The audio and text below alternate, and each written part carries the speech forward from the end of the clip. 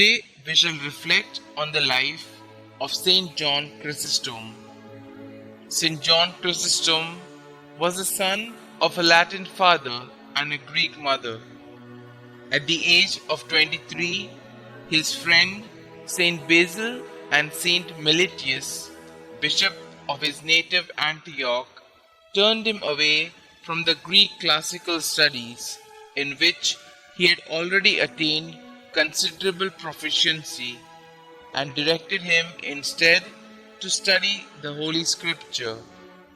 2 years later, he was baptized, ordained a lector, and thereafter lived for several years as an anchorite in a cave. Made a priest in 386, John became the very eyes, ears, and hands of his bishop, and turned more and more to the writing of treatises and books, many of which have come down to us. His greatest asset, however, was the spiritually deep content of his preaching, which came to influence life throughout the East, earning him in the process the Greek suffix Chrysostom, meaning golden-mouthed.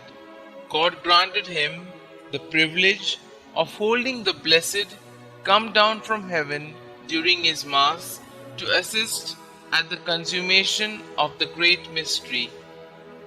After he had spent 12 years in priestly ministry, John was brought by stealth to Constantinople by the Emperor Arcadius, for he realized that the people of Antioch would not willingly let their idol depart, and there consecrated bishop of that great eastern metropolis. He immediately began to correct abuses and to initiate much needed ecclesiastical reform. He reduced radically the expenses of his episcopal household, and himself continued to live in the greatest simplicity. The ranks of the clergy were purged of unworthy elements, and monastic discipline was tightened. In his sermons, he fearlessly inveighed against the dissolute lives, the excessive luxuries, and the vanities of the imperial court. In so doing, he greatly delighted the common people, who came to hear him by the thousands, and who, often moved to tears, frequently applauded him even in church.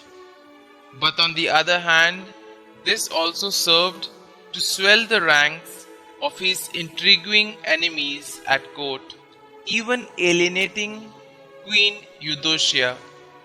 In the 5th year of his episcopate, the Patriarch Theophilus of Alexandria, who had been summoned to Constantinople to answer certain ecclesiastical charges, convened instead the so-called Oak Synod, which, with the Emperor's consent, declared John deposed under various pretexts and sent him into exile. But the temper of the people was such that the Empress had him recalled almost immediately. As soon as things had calmed down, however, and after 2 failed attempts on his life, John again was banished to Armenia and the wild east of the Black Sea, where, subjected to long marches and exposed to the elements, he passed away on the 14th of September, 407.